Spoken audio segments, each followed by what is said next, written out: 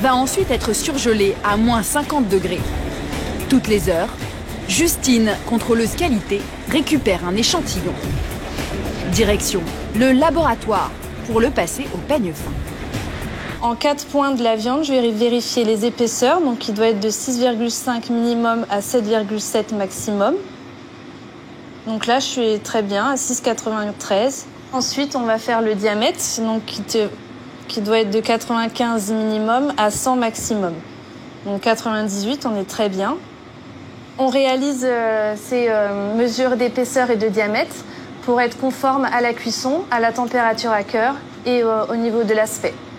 C'est pas pour être joli que l'on prend toutes ces mesures, c'est vraiment pour s'assurer que la compression à la cuisson du produit sera faite correctement, qu'il n'y a pas de petite surépaisseur qui empêcherait une cuisson à cœur du produit. Et pour tester ces steaks, le fournisseur ne laisse rien au hasard. Moy Park a reproduit une cuisine avec le même grill que dans votre restaurant McDo. Voilà, exactement pareil. Les mêmes ustensiles, le grill identique avec les mêmes réglages. Au restaurant, pour éviter tout risque bactériologique, les steaks vont passer toute une batterie de tests. Par exemple, ils doivent respecter un minimum de degrés de cuisson, qu'ils vont mesurer grâce à ce thermomètre. Donc là, c'est parfait. On est au-delà des 69 degrés à cœur du produit. C'est très important d'atteindre les 69 degrés. C'est ce qui va permettre la dernière sécurité alimentaire du produit. Dans l'hypothèse où, malgré tous nos contrôles, il y aurait une problématique sanitaire sur le produit. Après avoir parcouru un long chemin, le steak haché sera emballé, puis encartonné, avec de précieuses informations sur l'emballage.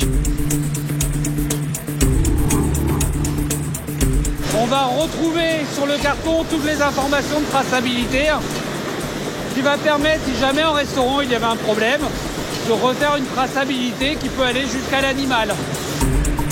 Le fournisseur assure à McDonald's de remonter jusqu'au numéro d'identité du bovin responsable en seulement 6 heures.